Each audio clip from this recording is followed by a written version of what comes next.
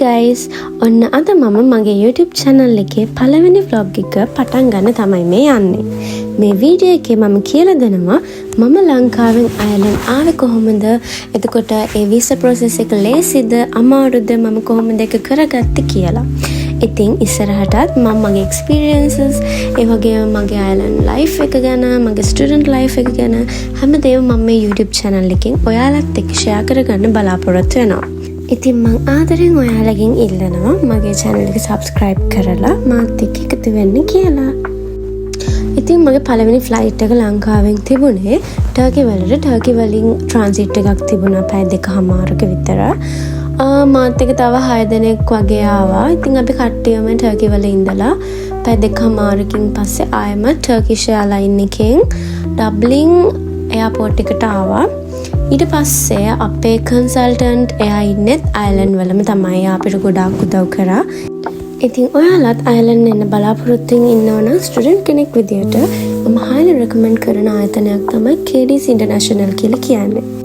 ඉතින් අයර්ලන්ඩ් ඇවිල්ලා අපි මුලින්ම ඩබ්ලින් සිටි එක බලන්න අපිව එක්කගෙන ගියා. ඊට පස්සේ අපිට මෙහි සෙටල් වෙන්න අත්‍යවශ්‍යම බඩු ටික ගන්න අපි අයර්ලන්ඩ් වල තිබ්බ shops වලට ගිහිල්ලා අපි shopping කරා. ඊට පස්සේ අපි ට්‍රෑම්ප් එකේ යන්නේ කොහොමද, ටිකට් එක ගන්න කොහොමද, ඒ හැමදේම අපිට KDS ලා අපිට කියලා දුන්නා. ඉතින් මේ තියෙන ඩබ්ලින් සිටි එක ඇත්තටම හරිම ලස්සන දියුණු නගරයක් මේක. ඊට පස්සේ අපි ඩබ්ලින් වල ඇවිදලා අපි නවතින තැන් වලට ආවා.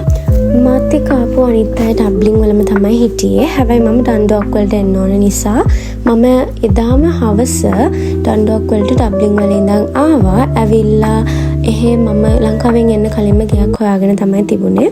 මම එතනට ඇවිල්ලා එතන සෙටල් වෙලා මගේ කොලේජ් එක පැත්තටත් ගිහිල්ලා රෙජිස්ට්‍රේෂන් වැඩත් කරගෙන මම ආවා. ඊට පස්සේ දවස් 2කට විතර පස්සේ මට කොලේජ් පටන් ගත්තා.